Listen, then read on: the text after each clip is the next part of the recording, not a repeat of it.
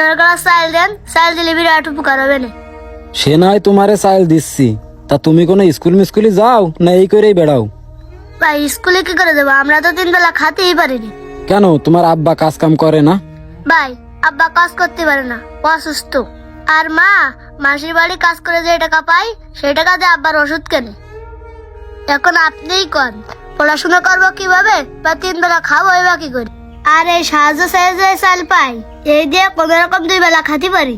ও, সবকিছুই তো বুঝলাম, তা কি তোমার পড়াশোনা করার ইচ্ছা আছে? ভাই আমারই ইচ্ছা ছিল যে পড়াশোনা করে ভালো একটা চাকরি করব, আবার ভালো একটা ডাক্তার দেখাবো। আর আমার মার আর মাসির বাড়ির কাজ করতে দেবো না, আরো মাসির আমাকে বাড়ি এসে কাজ করে দিতে যাবে। এখন কি করবো আর ভাই, আমরা গরিব মানুষ, ইচ্ছা থাকলে আর ইচ্ছা তো পূরণ করতে পারিনি।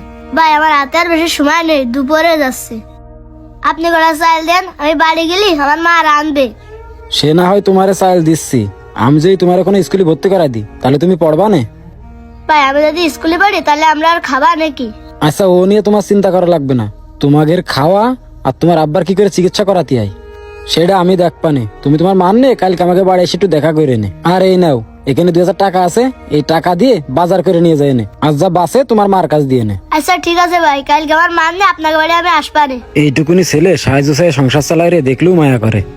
ও মেলা